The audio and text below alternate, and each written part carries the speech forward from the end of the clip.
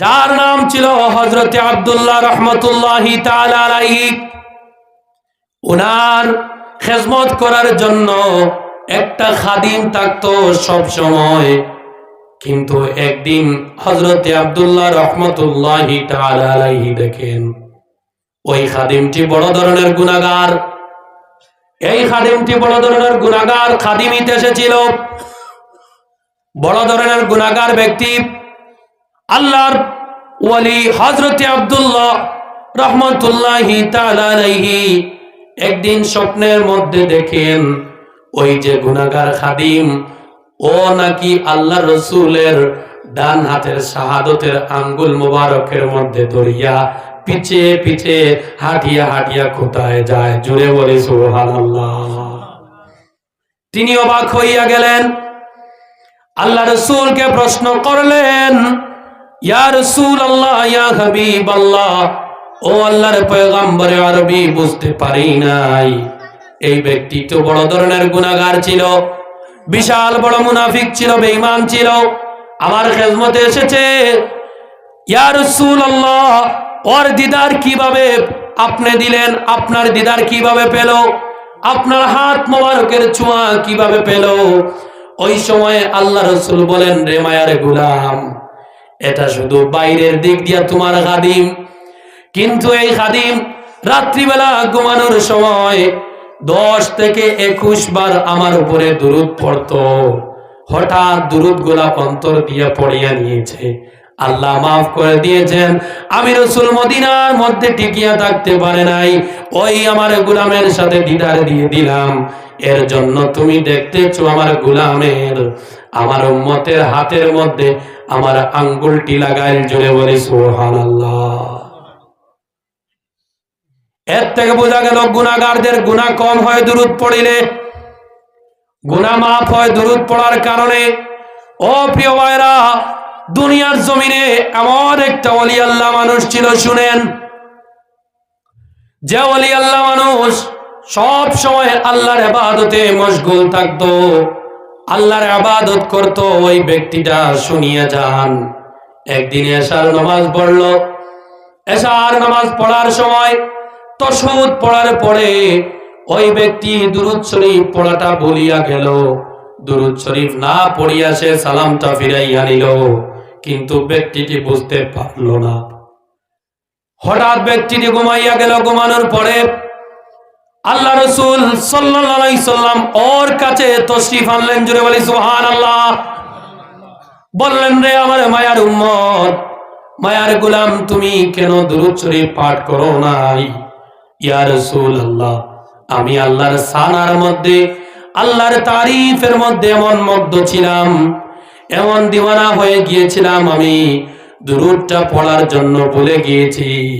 সঙ্গে সঙ্গে আল্লাহ রাসূল বললেন, রে গোলাম, তুমি অবশ্যই আল্লাহর সানা পড়েছো, আল্লাহর জিকির করেছো, কিন্তু তোমার ইবাদত গুলা আমি চাইয়া দেখি আসমানের নিচে রয়েছে, জুড়ে বলি সুবহানাল্লাহ। ইয়া রাসূলুল্লাহ, কি বলেন? রে গোলাম, তোমার ইবাদতটা আসমানের উপরে উঠতে চায়, কিন্তু উঠতেছে না। আসমানের ফেরেশতারা বাড়ি দিয়া ইবাদত নিচে নামান। ইয়া রাসূলুল্লাহ, কি হয়েছে বলে তুমি আমার দুরূদ পড়ো নাই? জুড়ে বলি সুবহানাল্লাহ। ইয়া রাসূলুল্লাহ, ভুল হয়েছে, মাফ করে দাও, ক্ষমা করে দাও। হঠাৎ করে এই ব্যক্তির ঘুমটি ভাঙ্গিয়া গেল। ভাঙ্গার সঙ্গে সঙ্গে আবার এই ব্যক্তি এশার নামাজের কাজা সে পড়িয়া নিল। দুরূদ সহকারে কাজা পড়ার পরে আবার ঘুমাইয়া গেল। হঠাৎ করে দেখেন আল্লাহ রাসূল জান্নাতি একটা ফুল নিয়া ওই আল্লাহর গোলামের ঘুমের মধ্যে তশরিফ আনলেন, জুড়ে বলি সুবহানাল্লাহ। ইয়া রাসূলুল্লাহ, ইয়া রাসূলুল্লাহ, আপনি? হ, আমি। ইয়া রাসূলুল্লাহ, কিভাবে আপনি এলেন, কেন এলেন?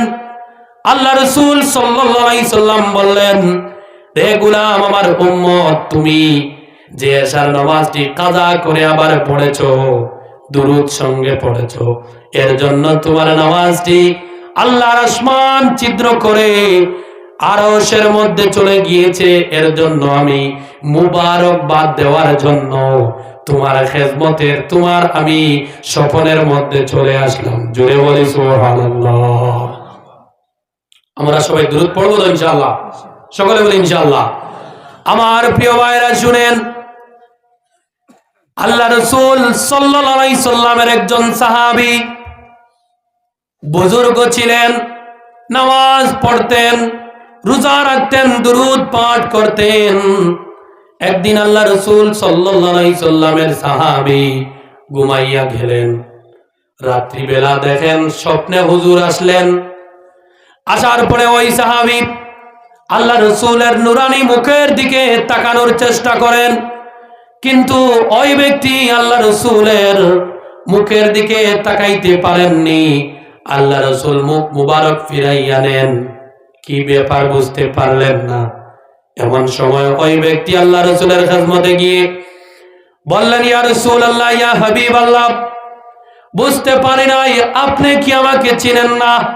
ইয়া রাসূলুল্লাহ, আমার দিক থেকে মুখটা কেন ফিরাচ্ছেন? আল্লাহ রাসূল সঙ্গে সঙ্গে বললেন, আমি তোমাকে অবশ্যই চিনি, কেন চিনব না? এই কথা বলে আবার মুখটি ফিরাইয়া নিলেন।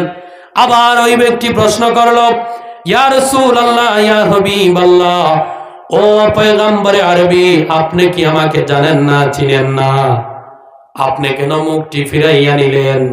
সঙ্গে সঙ্গে আল্লাহ রাসূল বলেন, আমি তোমাকে জানি চিনি, মুখ ফেরানোর কারণ হলো আমার ভালোবাসার মধ্যে পুরা তুমি ডুব দেওনি।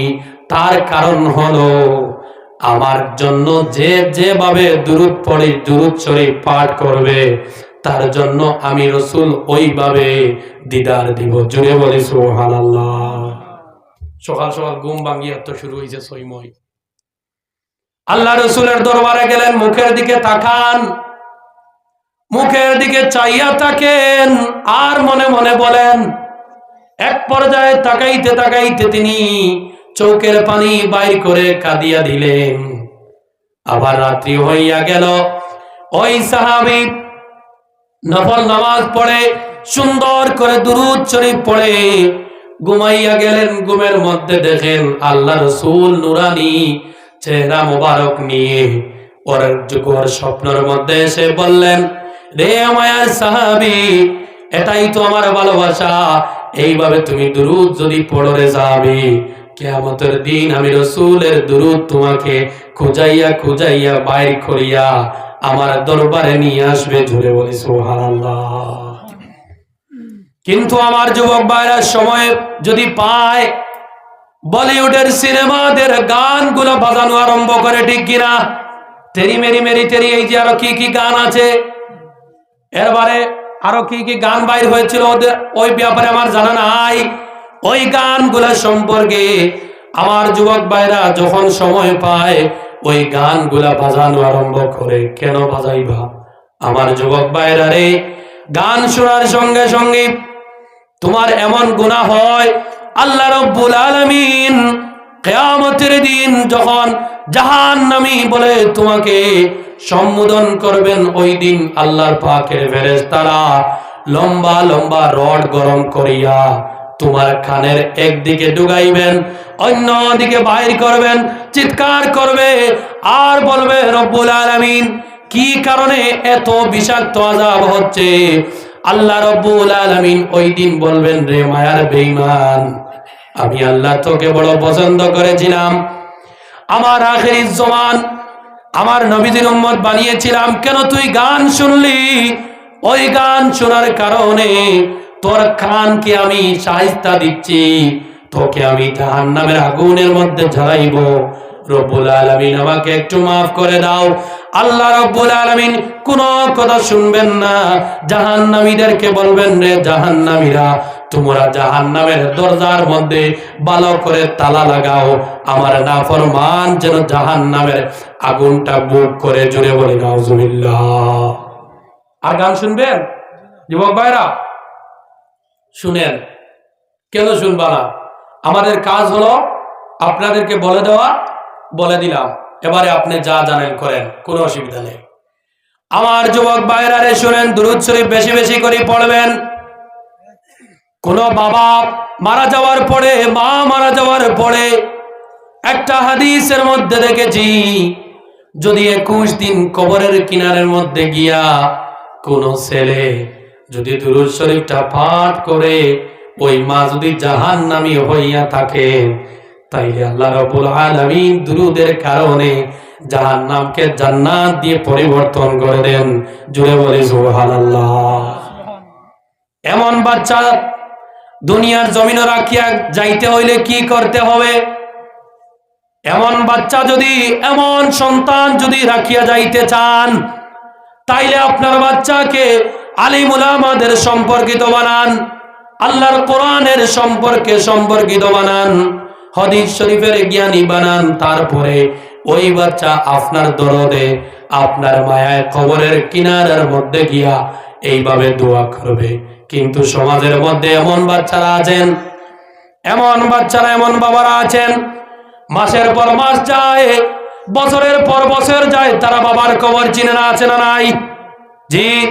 শুক্রবারের পর শুক্রবার যায়, তারপরেও আমার সমাজের যুবক ভাইরা মা বাবার কবরের কিনারে গিয়া আসসালামু আলাইকুম ইয়া আহলাল কবরটা বলার মতো আমার যুবক ভাইদের কাছে সময় মিলে না, ঠিক কিনা? জি। সমাজের এই অবস্থা। এমন একদিন আসবে, যদি আপনারা কোরআন থেকে দূরে যান, আল্লাহ রাসূলের সুন্নাত থেকে যদি দূরে যান, এমন এক সময় আসবে ছেলেরা শুধু না জানাইয়া চুপি চুপি খলে খলে মানুষদেরকে টাকা দিবে, যাও আমার ঘরের বুড়াকে তোমরা দাফন করে আও, সময় নাই, টাকা টাকা টাকা। আমি ব্যবসার মধ্যে যাইব, আমি চাকরির মধ্যে যাইব, সময় নাই, বুড়াকে গাড়ো। জুড়ে বলি নাউজুবিল্লাহ। এই সময় চলে এসেছে। ও প্রিয় ভাইরা, শিলচরের মধ্যে দেখা যায় অনেক মানুষ হঠাৎ যদি মারা যায়, একটা গাড়ি এসে ওই মানুষকে বইয়া নিয়ে যায়, একটা মেশিনের ভিতরে ঢুকাইয়া সেকেন্ডে ওই মানুষকে লাড্ডু বানাইয়া কোন এক জায়গার মধ্যে গাড়িয়া রাখে। কেন এমন সময় আসলো? এমন সময় আসার কারণ হলো মুসলমানরা মুসলমানিত্ব থেকে দূরে গিয়েছে, মুসলমানরা আল্লাহর ভালোবাসা থেকে দূরে গিয়েছে, মুসলমানরা কোরআন থেকে দূরে গিয়েছে। এর জন্য মুসলমান সমাজের এমন ভয়াবহ অবস্থা। ও আল্লাহ রব্বুল আলামিন, তুমি আমাদেরকে এমন অবস্থা থেকে বাঁচাইয়া রাখো। জোরে বলি না আল্লাহুম্মা আমিন। সমাজের মধ্যে এমন ছেলে আছে, ছোট ছোট বাচ্চারা, এক বাড়ির বোন আমার অন্য বাড়ির একজন বান্ধবী জালকে গিয়া বলেন, তুমি শুনছো কি, আমার ছেলে, আমার নেনা এতক্ষণ পর্যন্ত ঘুমায় না, যতক্ষণ পর্যন্ত আমার মেয়েকে আমি খাট্টু শালের নাটক দেখাই না, অথবা আমার মেয়ে অতক্ষণ পর্যন্ত ঘুমায় না যতক্ষণ পর্যন্ত আমার নেনাকে আমি টিঙ্কুল টিঙ্কুল লিটিল স্টার শুনাই না। ওই বেটি শুনছস নি কি, আমার মেয়ে সালমান খানের একটা গান মুখস্থ করে ফেলেছে, ওর মুড়া উড়াইন দিয়া আল্লাহ রব্বুল আলামিন মুখের মধ্যে মারবেন। জোরে বলি নাউজুবিল্লাহ। কিন্তু আগেকার দিনে দাদুরা বলতো, আমার নাতি কলিমা তৈয়ব সম্পর্কে শিখে গিয়েছে, আমার নাতি 1 কদম দিয়েছে, 2 কদম দিয়েছে। কিন্তু বর্তমানে কিছু এমন পরিবার আছে, মারা বাবারা টিভিটা অন করিয়া টিভির মধ্যে যেভাবে খবিস নি ডান্স করে ছেলেদের মেয়েদেরকে, ছোট ছোট বাচ্চাদেরকে ওইভাবে ডান্স গুলা শিখান। সমাজের মধ্যে এমন চলতেছে কি না, জুড়ে বলি জি চলেন না। যদি আপনি প্রশ্ন করেন, আপনার মেয়েকে, আপনার ছোট শিশুকে এইভাবে শিখাচ্ছেন কেন? তুমি কি জানো না আমার মেয়ে হাইলাকান্দির ফেমাস স্কুলের মধ্যে পড়ে? জুড়ে বলি নাউজুবিল্লাহ। তাইলে পড়লো তো কি হইল? ওই স্কুলের মধ্যে অ্যানুয়াল একটা ফাংশন আছে, ওই ফাংশনের মধ্যে হাজার হাজার মানুষ আইবা, আমার মেয়ে ওই ফাংশনের মধ্যে ডান্স করবা। ইয়া আল্লাহ, ইয়া আল্লাহ, এমন কি অবস্থা! ও যুবক ভাইরা, প্রিয় ভাইরা রে, এমন বাচ্চাদেরকে শিক্ষা দিয়েন না। অতিরিক্ত স্মার্ট স্কুলে পড়াইয়া কম বয়স আপনি হীরা ফাখনা মুরব্বী বানাইও না, ঠিক কিনা? আমার ভাইরা দেখেন, সমাজের বাস্তবতা তুলে ধরতেছি। মসজিদের মধ্যে আগে 7-8 বাচ্চা বাচ্চি একত্রিত হইয়া যাইতো, কিন্তু বর্তমানে ক্লাস 6 বাচ্চাকে বাচ্চিকে কেন বসাইতে পারবে না? ঠিক কিনা? জি, কারণটা কি?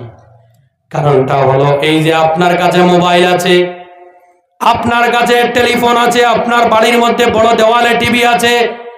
এই কারণে আপনার বাচ্চা কম বয়সে বড়ই ফাঁকিতেছে। আপনি সাবধান হইয়া যাও ও যুবক ভাইরা। যদিও ভাই অতিরিক্ত কিস্সা কাহিনী বলতেছি না, কিন্তু সমাজের মধ্যে যে জিনিস চলতেছে এই ব্যাপারে সামান্য আমি কথা তুলে ধরলাম। বুঝা পারছনি? জি, আমরা সমাজ বলা চলে না। জি, বুঝা পারবা না। আমার প্রিয় ভাইরা, সময় পাইলে বাচ্চাদেরকে আল্লাহর কোরআন আল কারীমের তেলাওয়াত শোনান।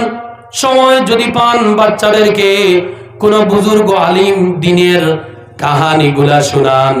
যদি আপনি সময় পান আপনার বাচ্চাদেরকে সূরা ফাতিহার অর্থগুলা শিক্ষা দেন। সময় পাইলে বাচ্চাদের সম্মুখে বড় বড় ফিল্ম ইন্ডাস্ট্রির নেতাদের কথা, নেতাদের ফিল্মগুলা তুলিয়া দিও না। ও যুবক ভাইরা, খেয়াল করেন, আজকের বাচ্চা আগামী দিনের মুসল্লি নামাজি, ঠিক কিনা? আজকে আপনি জোয়ান, আমার কালো দাড়ি, আগামী দিনের আমি সাদা দাড়ি, কিন্তু আমার ছোট ভাই আগামী দিনের যুবক, আমি মারা যাইব সে দোয়া করবে। আর যদি আপনি আটকুরা হইয়া মারা যাও, আটকুরা মতলব একটা মাসআলা বলে দেই। সমাজের মধ্যে আমার কোন মা বোনদের, মা ভাইদের, বাপ এবং আমার বোন মাদেরকে কথা বলতেছি। সমাজের মধ্যে এমন বাবা আছেন, এমন মারা আছেন যাদের আওলাদ জন্ম নেন না। কিছুগুলা মানুষ আটকুরা বলেন, জোরে বলি নাউজুবিল্লাহ। ও প্রিয় ভাইরার, একটা হাদিসে দেখেছি যাদের সন্তান নাই, যাদের আওলাদ নাই, হযরতে মা আয়েশা বলেন, এ দুনিয়ার মানুষ, তোমরা যদি সন্তান না থাকা সত্ত্বে আল্লাহ রসুলকে যদি রাজি করে ভালোবেসে যদি চলে আসতে পারো, তোমাদের হাসর আমি আয়েশার সাথে হবে। জুড়ে বলি না সুবহানাল্লাহ।